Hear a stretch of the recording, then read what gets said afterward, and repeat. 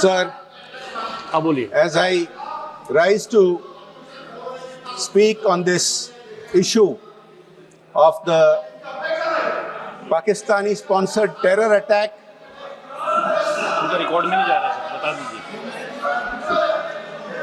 in Pahalgam, आपका record में नहीं जा रहा है and आप बैठिएगा, आप बैठिए. thereafter Operation Sindoor.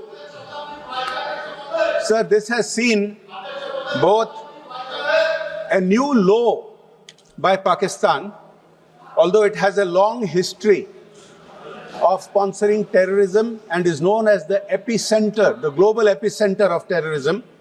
This is a new low because the terrorists, as has been widely spoken about, identified the victims by religion before killing them. This has also seen a new normal in India's response and a new milestone in teaching Pakistan a lesson. Sir, this saga has been going on for 78 years, from immediately after independence, when Pakistan has been sending terrorists across the border. Many efforts have been made over the decades. Many steps have been taken, including many conciliatory steps. Steps which have involved agreements on water. Steps which have involved giving back land that has been captured. Steps that have involved returning tens of thousands of prisoners of war. These steps have seen many different aspects. We have seen bus diplomacy. We have seen many different efforts. Prime Minister Narendra Modi, right from 2014, tried to reach out, tried to have an understanding with Pakistan to fight poverty together. Right from the beginning, he invited his counterpart, the Pakistani Prime Minister, for the oath-taking ceremony. He even walked into Lahore unannounced, unarmed, filled only with courage and with good intention. But that was repaid with more terror attacks on Indian soil, more Indian lives taken, with the sponsorship and the training of Pakistan. Sir, Bharat ने हर बार शांति का हाथ बढ़ाया. पाकिस्तान ने हर बार आतंक का रास्ता अपनाया. This is the reality of our experience with cross-border terrorism. We have responded, sir, and it is important to point out the new normal that is now in place. We responded first with the surgical strikes. They did not relent. The Pakistanis still kept sponsoring, training, financing, sending terrorists across. We then responded with the Balakot airstrikes. And the airstrikes are a message which have continued till today. No one who kills Indians will sleep peacefully. Not across the border, not even in the safety of their homes. They will be tracked down and they will be killed inside their own homes. But this time in Pahalgam, this new law which was achieved required Operation Sindoor. So they attacked tourists and we attacked terrorists. We did not target Pakistan's civilians. Our response, Operation Sindoor, was precise, it was measured, and it targeted terrorist sites. And only when Pakistan escalated did we then hit back at many more sites. Sir, this is not a reaction. This is a doctrine. This is the Modi doctrine. This is the new normal which Pakistan has now understood. Let me say this clearly, sir, that the India of today is not the India of 2008. This is very important because this turnaround, this new normal, is because of our changed policies. Sir, we must give full credit to our armed forces. The Honorable Defense Minister has pointed out their bravery, their sacrifices for the nation, and during this conflict also, what is important is, one question was asked, what about China? I have several things to say about China, but let me point out, when the Honorable Defense Minister said that the Indian Air Force bypassed and jammed air defense systems of Pakistan in 22 minutes, those were Chinese-supplied air defense systems that were neutralized in just 22 minutes. Sir, what is not often talked about, one thing we must, of course, acknowledge is that the entire country stood united on Operation Sindoor. I'm glad that even some friends across the aisle, across the other benches today, reiterated that. But sometimes, some honorable members have not been beneath taking this issue into domestic politics. I will come into that. One of the aspects that did not get talked about is that in this operation, where 11 air bases of a nuclear-armed country was hit. This is perhaps a first. This is perhaps a first that the armed bases of a nuclear-armed country was hit by India, 11 of them, and it destroyed 20% of Pakistan's Air Force assets. This is something that is worth remembering.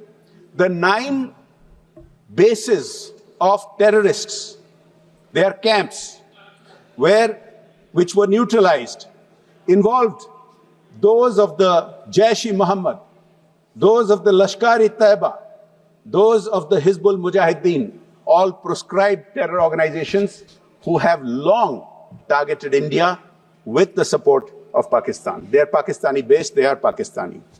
Sir, we have talked about more than 100 terrorists being eliminated in Operation Sindoor's hit on Pakistan. It is also important to point out that at least 5 of them were very infamous names known around the world. Names like Mudassar Khadian Khas, senior operator of LET. This is the person who was given a guard of honor by the Pakistani military. Khalid alias Abu Akasha, another Lashkar-e-Taiba commander. Muhammad Yusuf Azhar, wanted in the IC 814 hijack terror attack. Hafiz Muhammad Jamil, brother-in-law of Maulana Masood Azhar, and Muhammad Hassan Khan, Jaish-e-Mohammed commander. These are very significant names. These are very significant achievements in eliminating these terrorists. On the other hand, Pakistan's attempt to retaliate failed. And it pains me that friends in the opposition who have questioned India, who have questioned the successes achieved by the Indian armed forces, haven't pointed out these failures of Pakistan, nor have they asked these questions of Pakistan. Sir, Pakistan attacked Jammu University.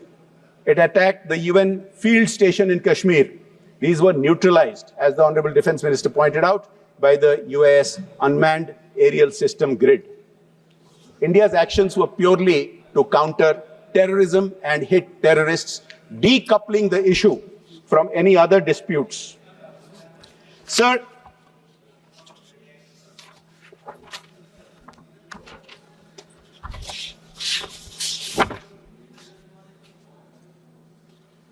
if we look at the new normal that I have been talking about, it is important to understand what the past was. In the past, on a regular basis, almost on a daily basis, Pakistani sponsored terrorists were attacking India and killing Indians. Sir, if I give you a short list of the previous terror attacks and our responses, you will understand, sir, and I hope all our friends will understand that the new normal indeed is very dramatically different. So 2005, Delhi serial blasts, a dossier was sent to Pakistan. So 2006, Varanasi bombings, India raised the issue in Indo-Pak talks. Mumbai attacks, sir, 2008, when so many people were killed, and the then government decided not to retaliate. What is most shameful is that retaliation was considered. Retaliation was planned by our armed forces, but the then government did not permit retaliation. It is on record that the then senior-most officials of the government, whether it was the Foreign Secretary, whether it was the then NSA, took a decision not to hit back at Pakistan. This is what is really shocking, sir. 2006, Mumbai terror bombings. Sir, it is also important to point out that after the Mumbai attacks, 7 months after that, the then Prime Minister met the Pakistani president on the sidelines of the SCO summit in Russia and decided that India and Pakistan would continue dialogue. So we kept appeasing them. Our governments of the day over decades kept appeasing them, putting no pressure on them to stop their terror funding, terror organizing. Sir, in 2006, 2 months after the Mumbai train bombings, the then Prime Minister met Pakistani President Musharraf on the sidelines of the NAM summit in Havana and again agreed to maintain the peace process. So that so-called peace process was no peace process at all. It was only peaceful for Pakistan. Indians in large numbers were sacrificed. India was attacked repeatedly and large numbers of Indians were harmed and killed. Sir, worst of all, in 2009, within 8 months of the Mumbai terror attack, the then Prime Minister met his Pakistani counterpart at Sharm el-Sheikh in Egypt and agreed to again continue the cooperation with Pakistan. This for a country that for 78 years has been attacking India ceaselessly. Our approach in the past was only to cooperate, only to talk, not to retaliate, not to teach them a lesson. Sir, the worst part of this at Sharm el-Sheikh was a reference to Balochistan, which can be interpreted as if India and Pakistan are equated, as if India does similar things to Pakistan, whereas the issues are entirely different. There are no terror camps in India training terrorists and sending them to Balochistan. There is no equation at all. There is no comparison at all.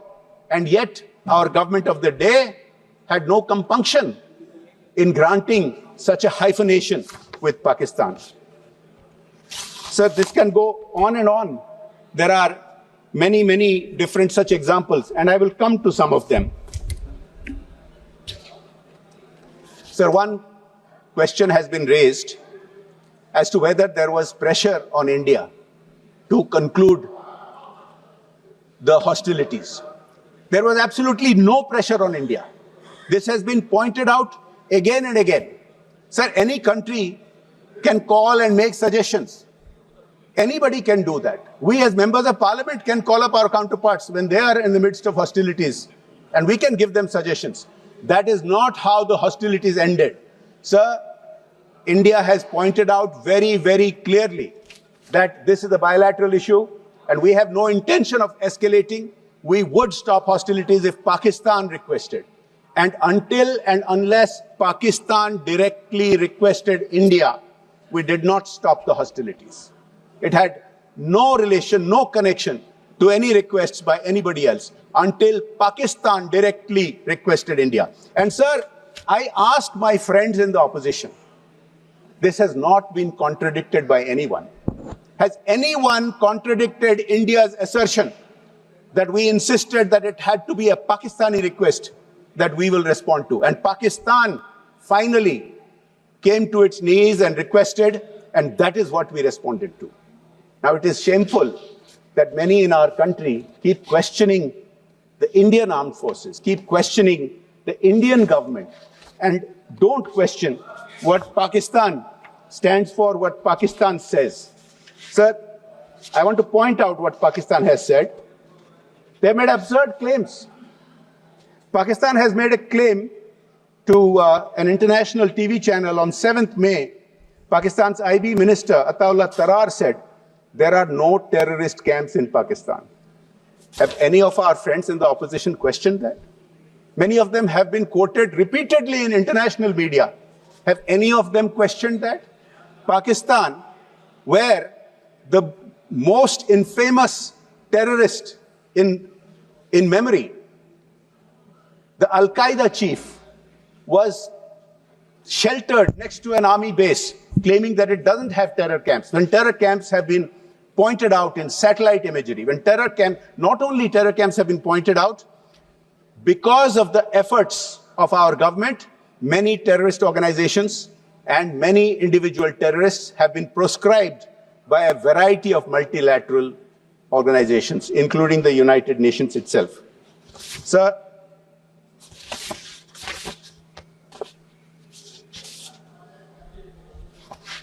I would like to point out that when the Honorable Congress member from Assam talked about certain things, I think it does deserve a response.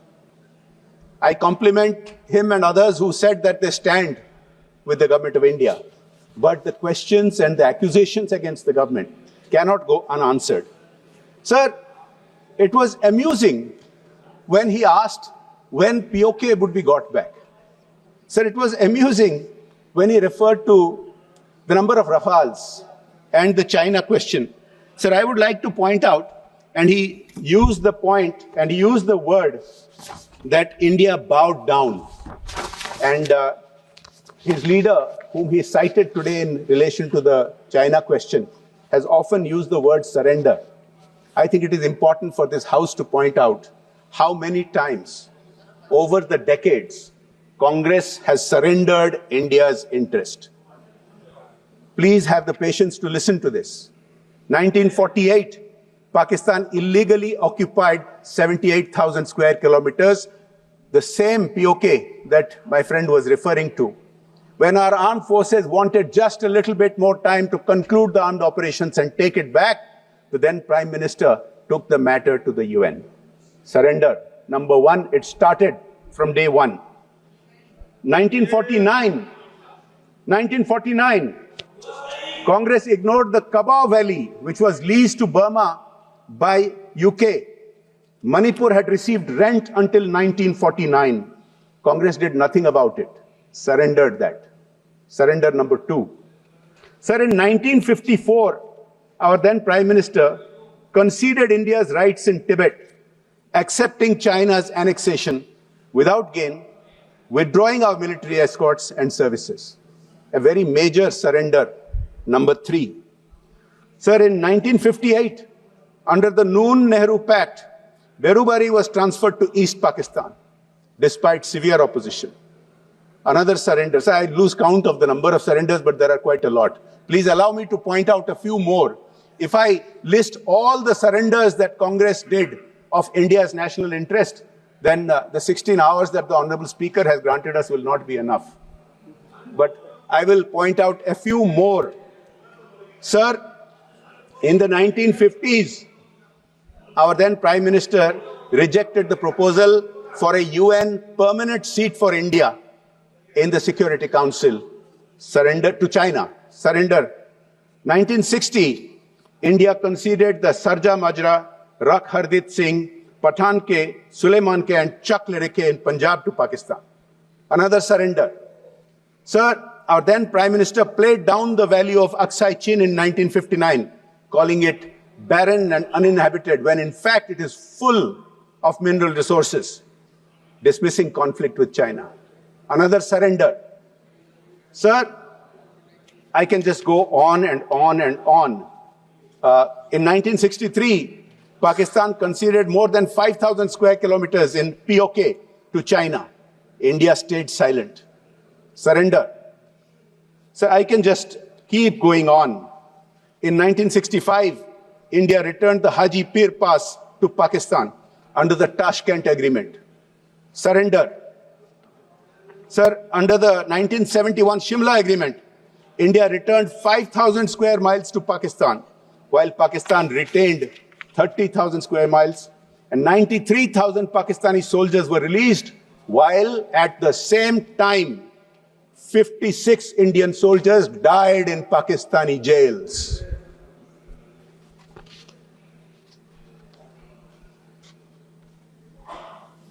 There are so many other surrenders, sir. If I keep listing all the surrenders, then as I said, the whole time will be taken up. Sir, I can tell you that there are many, many more surrenders that the Congress party did of Indian interest.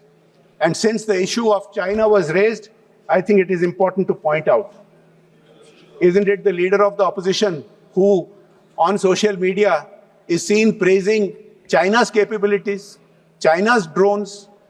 Has he once ever complimented the Indian armed forces and the Indian indigenous technologies? Has it happened? Sir, let me point out, others are pointing this out. Others are saying that India has done very well on this front. International experts are pointing this out. But our opposition members are refusing to take a stand on this.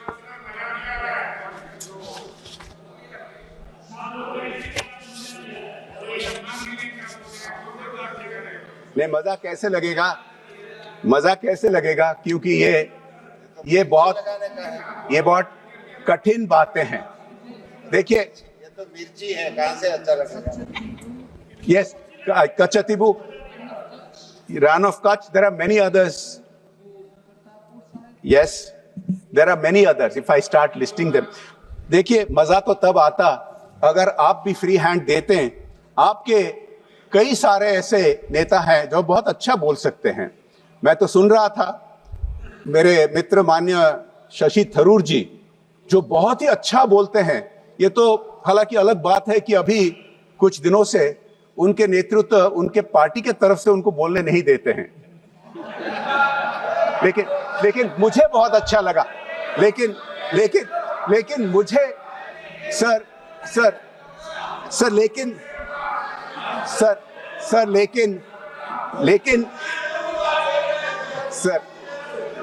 लेकिन सुन तो लीजिए sir.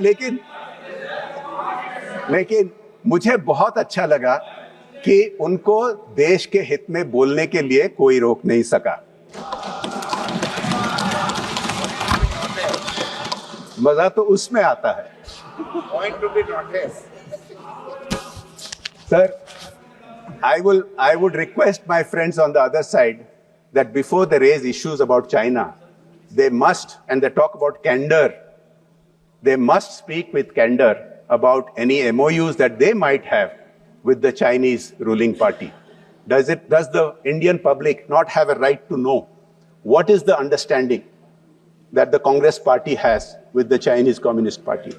Does it not raise questions when they keep raising points and rebuttals and issues which are constantly aimed against the Indian armed forces, which are constantly aimed against the government of India? But as I said, in so many appearances before global media, I have not seen them raise questions about China other than praising China's technology and drones. I have not seen them questioning Pakistan for all the absurd and false claims that it makes. Sir, I said earlier that globally experts are recognizing India's indigenous capacities.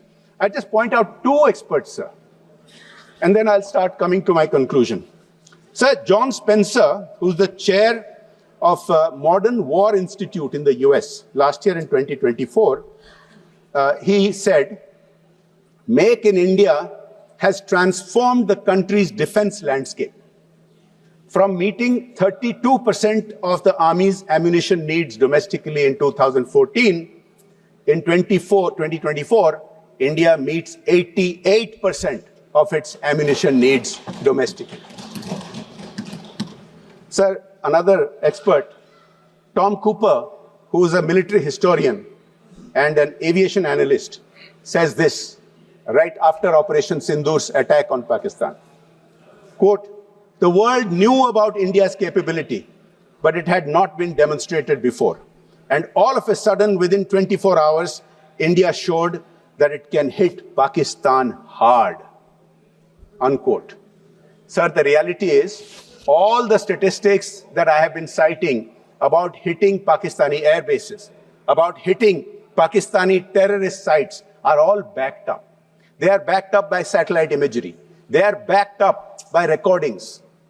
Whereas the Pakistani claims against India are fake, they are fake news, they are propaganda, and sadly, some of our friends, while ostensibly standing with India, standing with the government, standing with the people of India on Operation Sindoor, have fallen into supporting that narrative of Pakistan.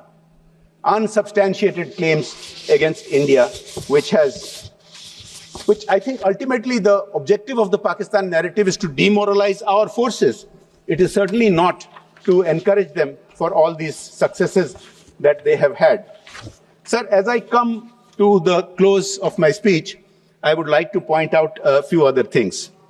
One of the allegations that some friends in the opposition keep making is that our position is not supported around the world, that India doesn't have friends, that India has not made its message clear.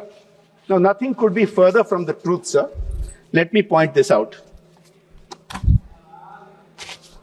Sir, post-Pahalgam, post-Operation Sindoor, India has received 61 messages from heads of state, heads of government, and vice presidents. India has received 35 messages from foreign ministers. These are all in support. India has received 38 messages from members of various parliaments and former heads of state and government, leaders of opposition from various countries, and 43 messages from heads of various diplomatic missions. I would like to cite just a few of them, sir. The United States has made it very clear, India has a sovereign right to combat terrorism. This is all post-Operation Sindoor. France, quote, unwavering solidarity and stands firmly with India. Sir, Armenia, terrorism cannot be condoned and must be condemned. Countries have the right to defend themselves against terrorism. Russia, this brutal crime has no justification whatsoever, and its perpetrators will face a deserved punishment. United Kingdom, India has every right to be outraged by the Pahalgam killings. Saudi Arabia strongly denounced the terrorist attacks in Pahalgam, reaffirmed firm stance against terrorism and extremism. Sir, I can go on and on. I think one of my friends in the opposition mentioned that Iran, from whom we buy certain petro products, has not condemned it. So that's not true. Iran too the president of Iran directly called up our Prime Minister Modi ji and conveyed in the strongest words the support to India. Sir, multilateral agencies like BRICS and Quad and even the FATF have all condemned the Pahalgam attack. Nobody has condemned India's right to defend itself. Nobody has opposed it. That used to be the case in the past. Nobody has said India should not be defending itself and in implementing the decisions taken by the CCS. Sir, the proof of the pudding remains in the final information that come out. Even as we were debating this issue today, some of us must have seen in the news that an Operation Mahadev is being conducted in Jammu and Kashmir, targeted at terrorists, and it appears that at least one of those eliminated today was involved in the Pahalgam attack. Now, one of the important developments that has taken place, sir, is that for 2 years now, India has been giving detailed information to the UN, to US and other countries about this outfit called the TRF, the Resistance Front. The TRF is a front organization of the Lashkar-e-Taiba, LET. Sir, as terrorist organizations get proscribed and have limitations, don't have as much freedom to move money and have training camps, they come up with all these new names and new structures. Sir, I think our friends who for several weeks now have been going around saying that India has not been succeeding in taking its message around the world should acknowledge just a few days ago, the United States has proscribed the TRF as a terrorist organization, as a global terrorist threat. Sir, India has been succeeding. It is not enough to just stand with the people of India. Of course, you must stand with the people of India because otherwise you get completely sidelined. It is also important to celebrate India's successes. It is also important to boost the morale of our armed forces, to boost the morale of our scientists and technologists who have developed these indigenous equipment and indigenous armaments.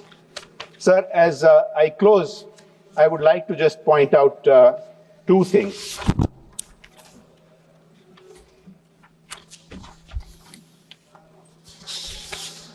Sir, with your indulgence, I would like to paraphrase a line from a Hindi film of about 4 years ago.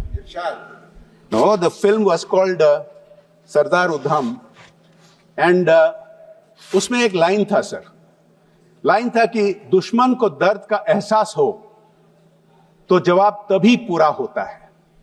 Sir, मैं इस संदर्भ में कहना चाहता हूं कि operation सिंदूर वो जवाब था जिसमें दर्द भी था और संदेश भी.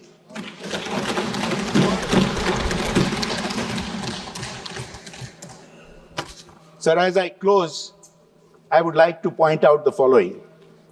Those who are still wanting to test Bharat's will, the willpower of the Indian government and the Indian people, will be in a very sorry situation.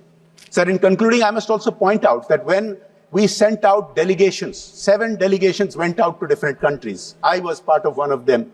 And the experiences that we had was very clear. All these nations unequivocally understood and supported India's stance. All these nations reiterated India had a right to self-defense and to hit back against terror. Every one of them condemned the Pahalgam terror attack. And sir, I would like to make one point here. Sir, many of these countries have given their highest honors to Prime Minister Modi. I believe of the countries that we visited, more than 11 have given their highest honors. Sir, what is important is that these are not just personal honors for our Prime Minister. Of course, we are all personally proud that the Prime Minister of India has been given the highest civilian and military honors in so many different countries. We went to 4 countries in my group, to Saudi Arabia, to Kuwait, to Bahrain, to Algeria. 3 out of those 4 countries have given their highest honors. Sir, it is important for the nation.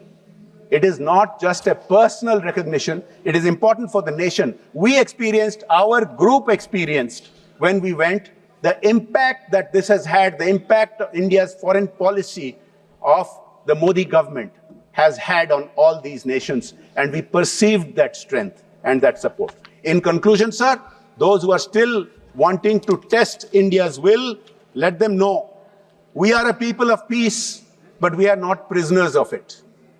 Let them know we don't seek conflict, but we will not fear it. Let them know we never start fights, but we never lose them either. Jai Hind, Jai Bharat.